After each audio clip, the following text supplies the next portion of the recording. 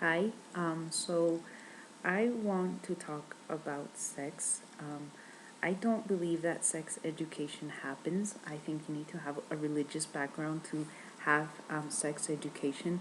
So I want to talk about sex in the medical way, and the effects that sex has on your body and your emotional well-being and your cycle and your psychology.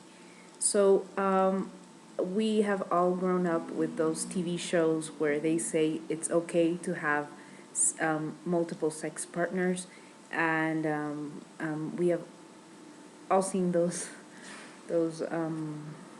TV shows, but not necessarily that's not necessarily what we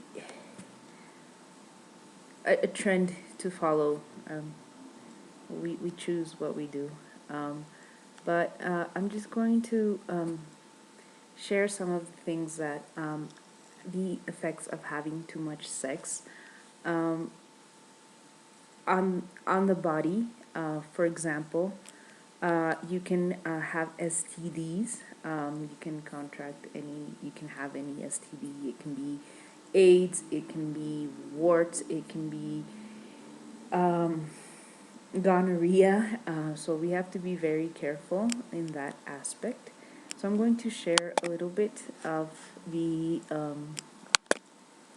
what medicine has to say about sex.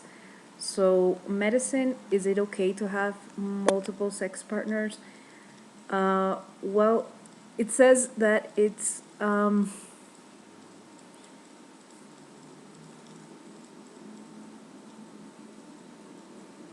having the possibility of safe, pleasurable sexual experience. Now, is it safe? We have to think if it's safe.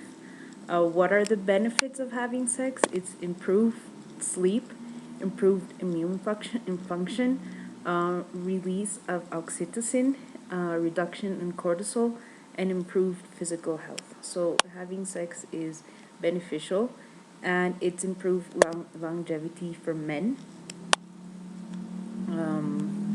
What are the risks? We can have cervical cancer, we can have mouth cancer, we can have anal cancer, we can have prostate cancer. So that's the risk of having too many sexual partners. What's the psychological impact? Some people have had problems with depression because and substance abuse because of the number of sexual partners. The physical impact is you can lower the risk of heart problems, prostate cancer, and breast cancer. The emotional impact says for some people, sex may feel impersonal with multiple partners, and this could have a negative emotional impact. So, breaking up short term relationships may also have an emotional toll. So, that's on the emotional aspect. And precautions: using a condom or a dental dam every time, having regular STI or STD testing.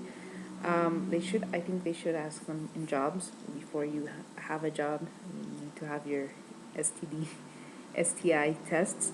Using condoms and yes, avoiding excess alcohol and drug use, and this, yeah. So these are the things you need to avoid. Um, we live in a free society, so you can choose what you can do, but just remember that, or I would encourage you to always measure the risks of everything you do, because it's like this, and when we do too much of something, it can always it can always affect us, and there are always negative consequences.